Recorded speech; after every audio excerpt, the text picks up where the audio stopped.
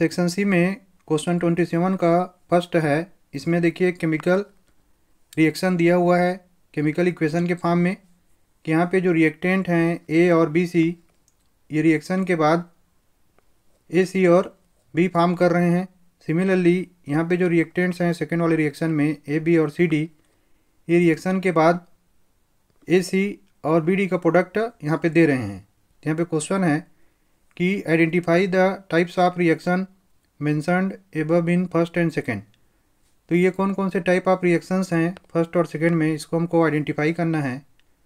Give one example for each type in the form of a balanced chemical equation.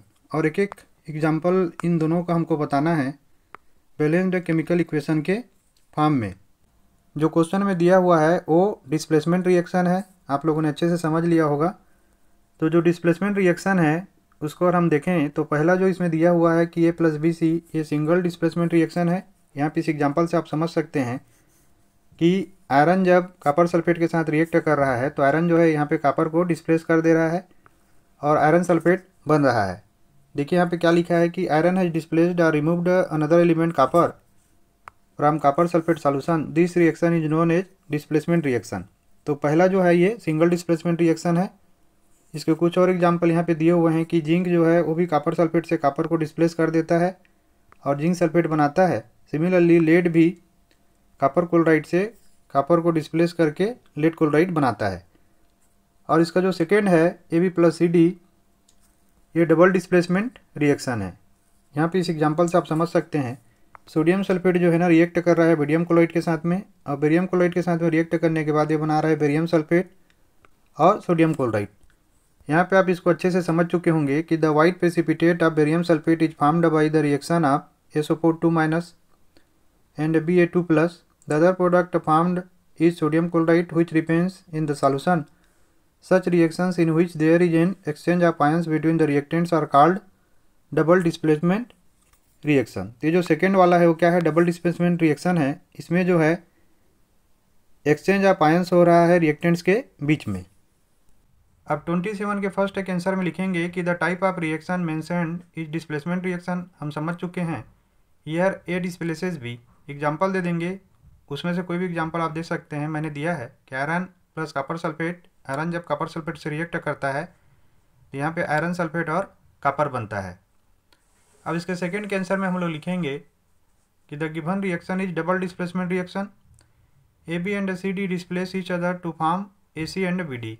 अब example यहाँ पे देंगे कि पोटेशियम आयोडाइड जब लेड नाइट्रेट से यहाँ पे रिएक्ट कर रहा है तो यहाँ पे हमको मिल रहा है पोटेशियम नाइट्रेट और लेड आयोडाइड। याद रखिएगा ये जो केमिकल इक्वेशन जो है ना वो बैलेंस्ड होना चाहिए। तो यहाँ पे आप देखेंगे कि केमिकल इक्वेशन जो है वो बैलेंस्ड है।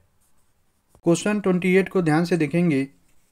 अब इसमें क्वेश्चन देखिए, क्वेश्चन फर्स्ट है identify the gases evolved at the anode and cathode in the above experimental setup. तो इस एक्सपेरिमेंटल सेटअप में पूछ रहा है कि कौन कौन से गैस जो हैं वो एनोड और कैथोड में इवॉल्व होंगे, निकलेंगे। बी है इसमें कि name the process that occurs. ये प्रोसेस जो यहाँ पे हो रहा है उसको क्या बोलते हैं, मैंने ऑलरेडी समझा दिया है। इसको लिखेंगे why is it called so, इसको ऐसा क्यों बोला जाता है, इसको भी इसमें लिखना है।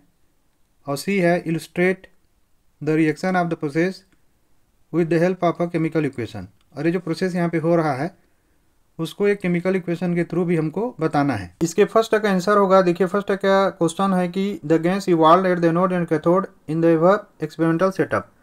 तो यहाँ पे आप एनसीईआरटी में देख सकते हैं same to same experimental setup को पूछा गया है।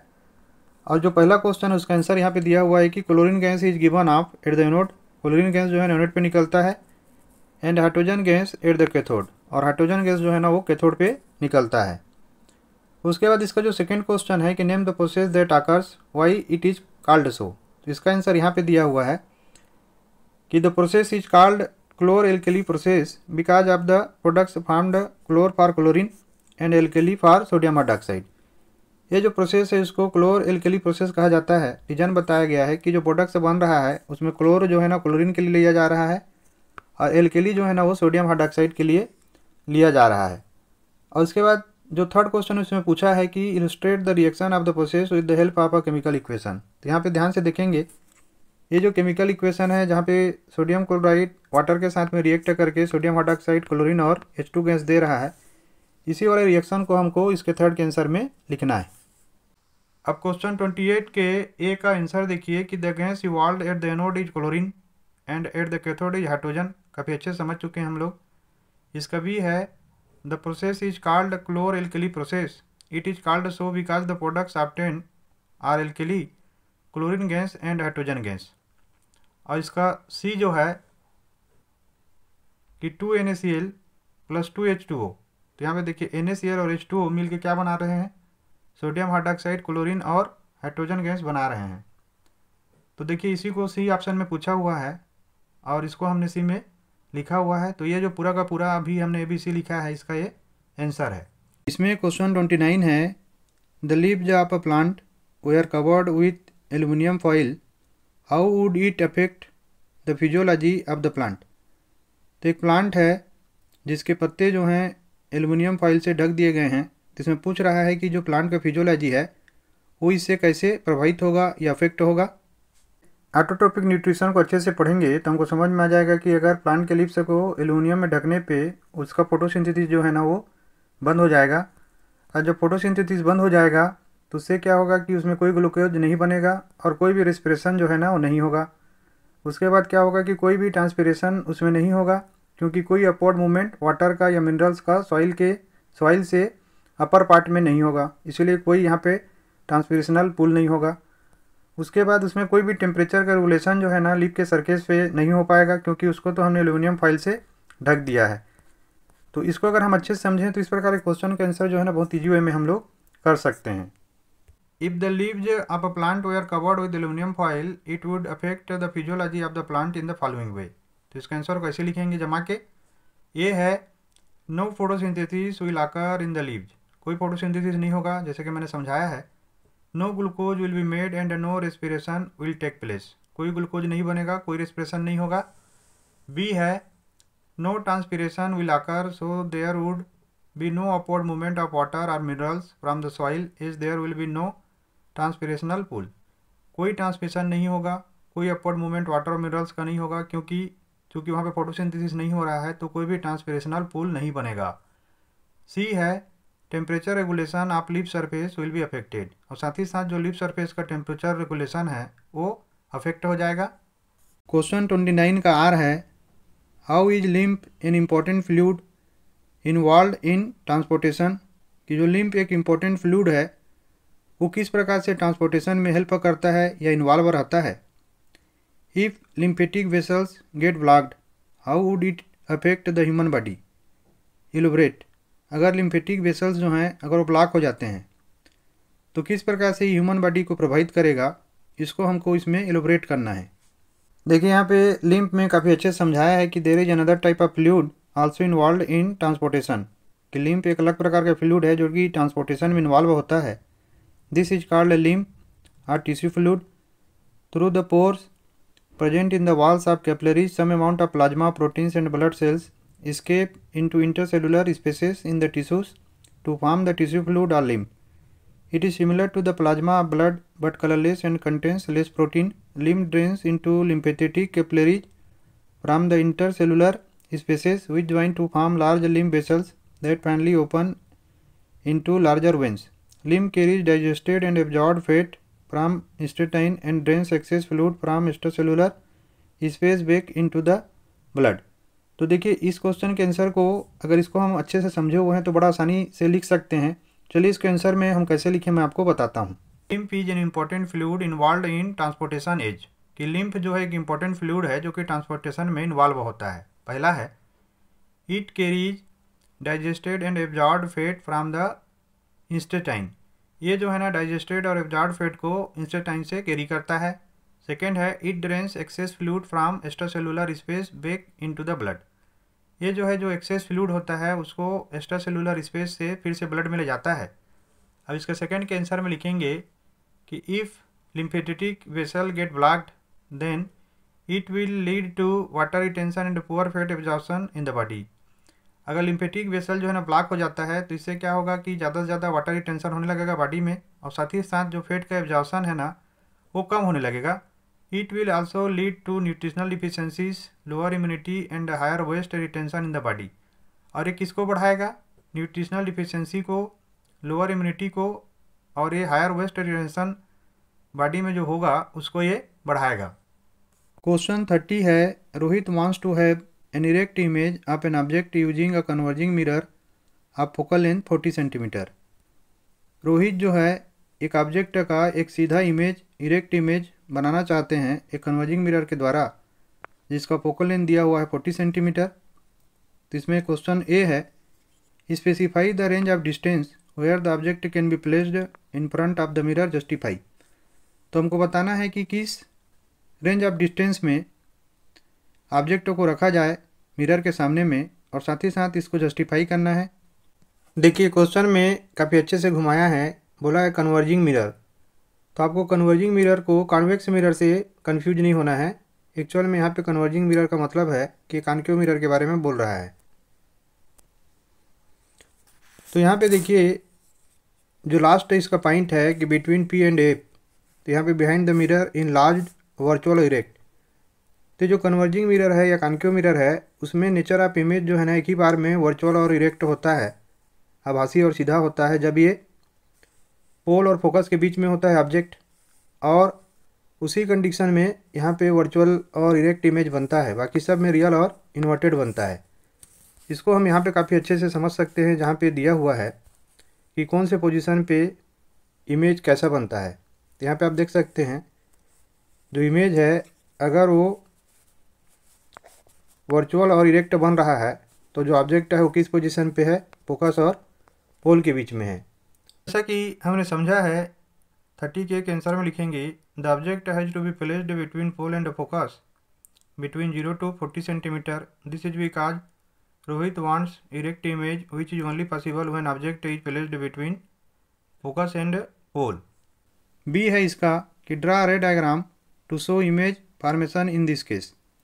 तो इसको एक रे डायग्राम के थ्रू भी हमको समझाना है कि किस प्रकार का इमेज जो है इस केस में बन रहा है। देखिए आंसर बी में इस डायग्राम को अपने को कॉपी में बनाना है, काफ़ी अच्छे से बनाना है। चलिए देखिए मैंने कैसे इसको ड्रा किया है। आपको यहाँ पे सबसे पहले एक कन्वर्जिंग मिरर या कॉन्केव मिरर को ड्रा कर लेना है। उसके बाद ध्यान रखेंगे कि जो डिस्टेंस फोकस और पोल के बीच का होता है उसे डबल डिस्टेंस जो है ना फोकस और सेंटर ऑफ कर्वेचर का होता है।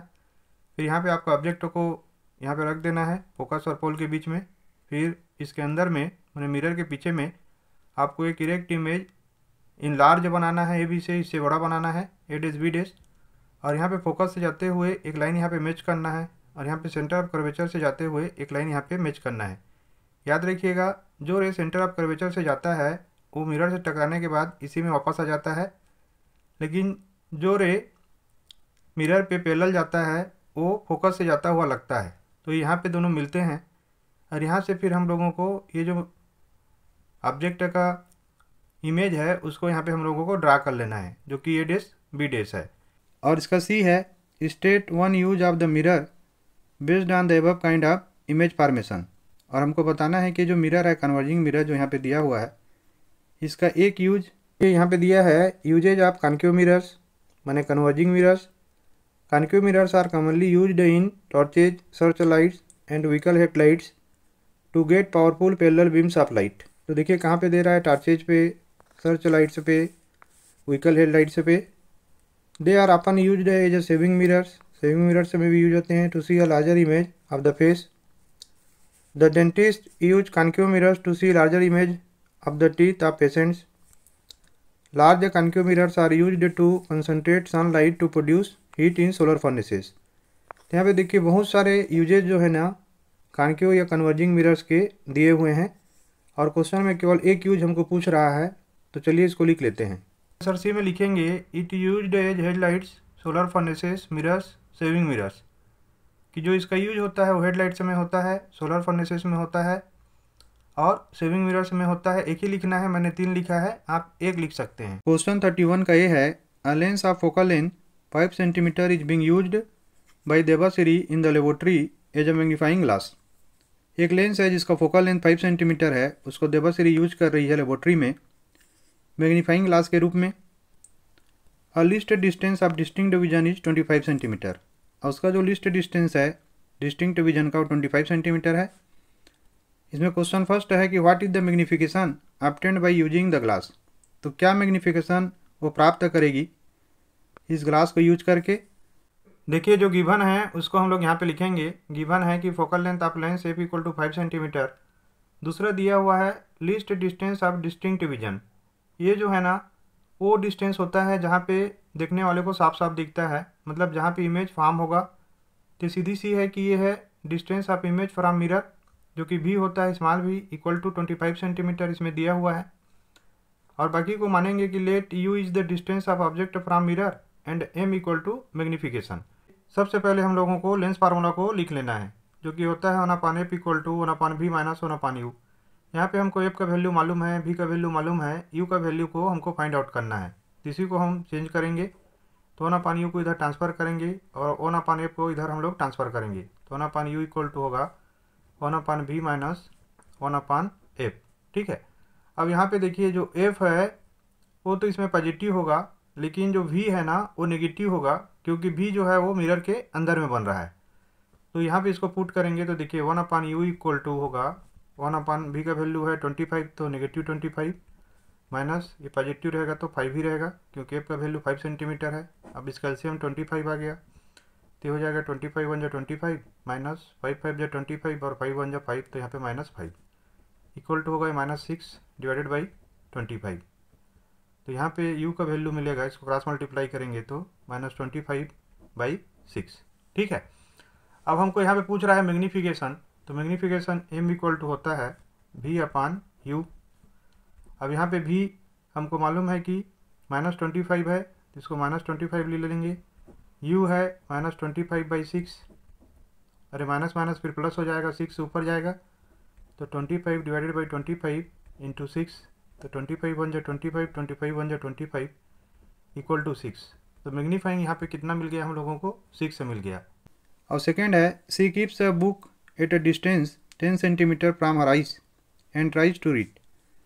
वो जो है एक बुक को अपने आँखों के आगे 10 सेंटीमीटर रख कर उसको पढ़ना चाहती है। She is unable to read, वो पढ़ नहीं पाती है। What is the reason for this, तो इसका क्या रीजन है। She is unable to read because the least distance of distinct vision is 25 centimetre and she keeps the book at a distance of 10 centimetre. कि हमको मालूम है कि जो सबसे साफ दिखता है ना वो डिस्टिंक्ट विजन होता है जब डिस्टेंस हम लोग 25 सेंटीमीटर मेंटेन करते हैं। अगर उससे पास में हम रखें तो हमको अच्छे से दिखना बंद हो जाता है। क्योंकि यहाँ पे देवाश्री जो है वो 10 सेंटीमीटर पे ऑब्जेक्ट को रख रही है, इसीलिए उसको अच्छे से दिखाई नहीं दे रहा है। इसका बी है Ravi kept a book at a distance of 10 centimetre from the eyes of his friend Hari. Ravi जो है ना एक बुक को अपने दोस्त के आंखों के सामने 10 सेंटीमीटर के डिस्टेंस पर रखता है। Hari is not able to read anything written in the book. और हरी जो है ना वो पढ़ने में अक्षम है, जो भी इस किताब में लिखा है, बुक में लिखा है। गिव रीजन्स फॉर दिस, इसके लिए हमको बताना है कि इसका क्या रीजन है। जैसा कि आंसर हमने देवाश्री के में लिखा है वही आंसर हमको हरी के में भी लिखना है कि Hari is unable to read because the least distance of distinct vision is 25 centimetre and he keeps the book at a distance of 10 centimetre. और जो रीजन देवाश्री के लिए था वही रीजन जो है वो हरी के लिए भी होगा। क्वेश्चन 32 है a student fixes a white sheet of paper on drawing board. एक स्टूडेंट जो है ना एक ड्राइंग बोर्ड के ऊपर में एक सफ़ेद कागज़ लगा रहा है, वाइट शीट ऑफ पेपर को लगा रहा है। He places a bar magnet in the centre and sprinkles some iron filings uniformly around the bar magnet. और इसके सेंटर में वो एक बार मैग्नेट रखता है और इसके चारों तरफ एक समान आयरन फिलिंग्स को डालता है, छिड़कता है। Then he taps gently and observes that iron filings arrange themselves in a certain pattern. उसके बाद उसको धीरे से ठोकता है, टेप करता है और ऑब्जर्व करता है कि जो आयरन फिलिंग्स हैं वो अपने आप को एक सर्टेन पैटर्न में, एक निश्चित आकृति में अरेंज कर लेते हैं। इसमें क्वेश्चन ये है Y do iron filings arrange themselves in a particular pattern. कि जो आयरन फिलिंग्स हैं वो अपने आप को एक पर्टिकुलर पैटर्न में क्यों अरेंज कर लेते हैं, इसका आंसर हमको देना है। बी है which physical quantity is indicated by the pattern of field lines around the bar magnet. कौन सा फिजिकल क्वांटिटी जो है ना यहाँ पे बताया जा रहा है जो पैटर्न ऑफ फील्ड लाइंस है बार मैग्नेट के चारों तरफ। और इसका सी है state any two properties of magnetic field lines. हमको दो प्रॉपर्टीज बताना है मैग्नेटिक फील्ड लाइंस के। क्वेश्चन जो है ना एक्टिविटी 13.2 से जस का तस लिया गया है, इसको समझते हैं। इसमें हमको बोला जाता है कि एक वाइट पेपर लेना है, आपने स्कूल में लिया भी होगा और किया भी होगा, जिसको एक ड्राइंग बोर्ड में एक एडहेसिव मटेरियल के द्वारा चिपका देना है और इस प्रकार के एक बार मैग्नेट को उसके सेंटर पर रखना है। फिर उसके चारों तरफ जो लोहे का बुरादा है, आयरन फिलिंग से है, उसको रख देना है और धीरे धीरे जेंटली बोर्ड को हमको ठोकना है। जब हम ठोकते हैं तो देखते हैं कि जो आयरन फिलिंग से है ना, वो बिल्कुल जैसे कि यहाँ पे आप स्क्रीन पे देख पा रहे हैं, इस टाइप का शेप वो ले लेते हैं और ये जो पूरा का पूरा शेप है ना, ये मैग्नेटिक फील्ड लाइंस को बताता है। ठीक है, तो इसको हमने काफ़ी अच्छे से समझा है। तो इसका जो क्वेश्चन ए है, जिसमें बोलता है कि why do iron filings arrange themselves in a particular pattern, the magnet exerts its influence in the region surrounding it. तो देखिए इसका रीजन क्या है कि जो मैग्नेट है ना, अपने चारों तरफ एक इन्फ्लुएंस को बनाता है, एक रीजन के चारों तरफ बनाता है, उसका एक प्रभाव रहता है। Therefore the iron filings experience a force. इसी कारण से जो आयरन फिलिंग्स है यहाँ पे एक फोर्स को एक्सपीरियंस करते हैं। जैसे कि हमको मालूम है कि मैग्नेट जो है वो लोहे को आयरन को खींचता है, सेम वही फोर्स ये लोग भी महसूस करते हैं। The force thus exerted makes iron filings to arrange in a pattern. तो जो फोर्स ये फील करते हैं, उसी कारण जो आयरन फिलिंग है ना, वो इस पैटर्न में आ जाते हैं, जिस पैटर्न पे यहाँ पे हमको दिखाई दे रहे हैं। ये जो मैग्नेटिक फील्ड है ना, इसके सेकंड क्वेश्चन का ही आंसर है कि which physical quantity is indicated by the pattern of field lines around the bar magnet. तो है मैग्नेटिक फील्ड। लास्ट क्वेश्चन में पूछता है कि state any two properties of magnetic field lines. तो इसके दो प्रॉपर्टीज क्या होते हैं कि यहाँ पे अगर आप ध्यान से देखेंगे तो यहीं से इसका प्रॉपर्टी साफ दिख रहा है कि ये जो नॉर्थ पोल और साउथ पोल है, इसमें डेंसर होता है, यहाँ पे ज़्यादा घना है। साथ ही साथ ये जो है ना, नॉर्थ से साउथ की तरफ जाता है और कभी भी एक दूसरे को क्रॉस नहीं करता। अब देखिए इसके आंसर में लिखेंगे कि the iron filings arrange themselves in a particular pattern because in a magnetic field they behave like tiny magnets.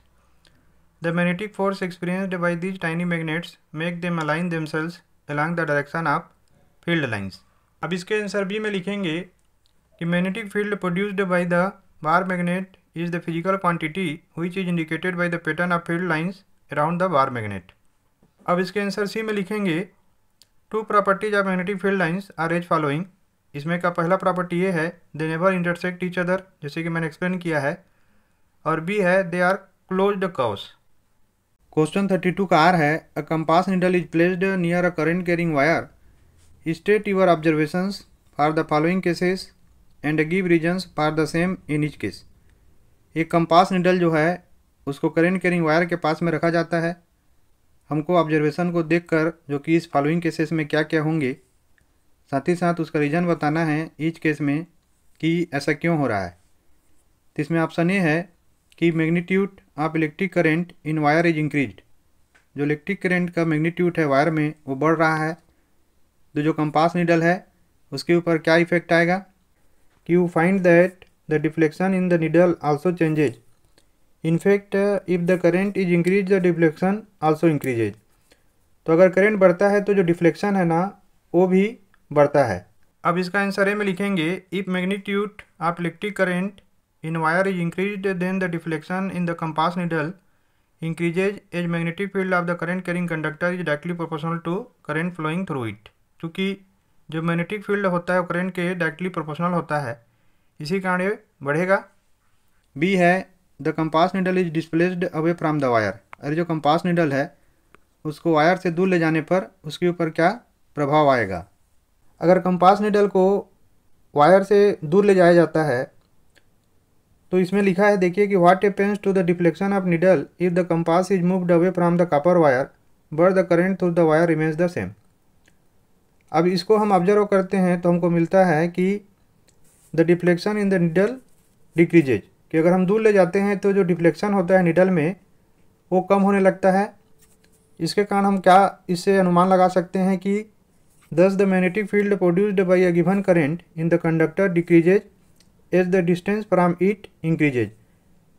तो जो मैग्नेटिक फील्ड पैदा हो रहा है, जो करंट है उसके द्वारा जो करंट में फ्लो हो रहा है, वो डिक्रीज होने लगता है जैसे जैसे हम डिस्टेंस को, जो मैग्नेटिक कंपास है या निडल है, उसको हम उससे दूर ले जाते हैं या डिस्टेंस को हम बढ़ाते हैं। तो इसी को आगे में लिखा है कि concentric circles representing the magnetic field around a current carrying constraint wire becomes larger and larger as we move away from it। तो जैसे जैसे डिस्टेंस हम बढ़ाते जाते हैं तो ये जो कॉन्सेंट्रिक सर्कल है ये बड़ा से बड़ा बनने लगता है।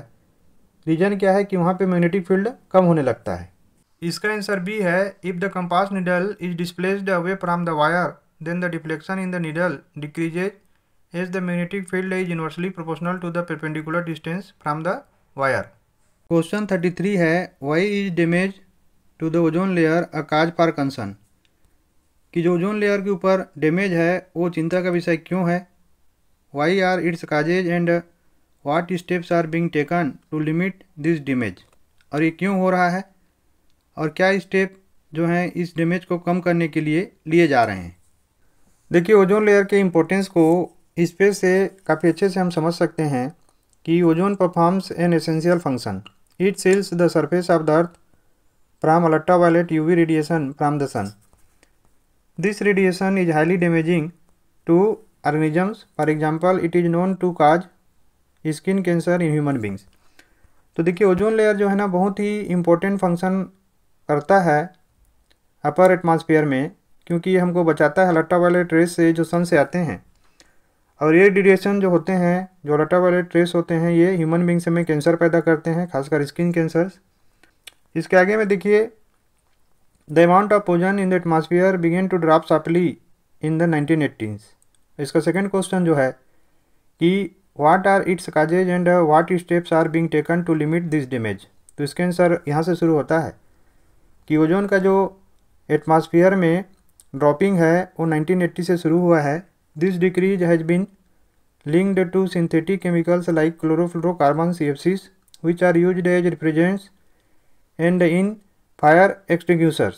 तो इसका रीज़न क्या था कि जो बहुत ज़्यादा यूज हो रहा था CFC का, क्लोरोफ्लोरोकार्बन्स का, कहाँ कहाँ पे रिफ्रिजरेंट के फॉर्म में और फायर एक्सटिंग्विशर्स के फॉर्म में।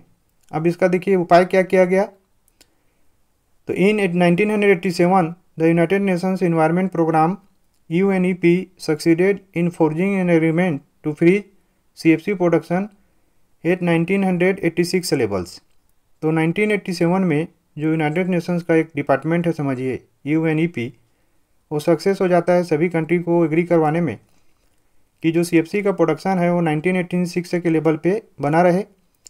It is now mandatory for all the manufacturing companies to make CFC free refrigerators throughout the world.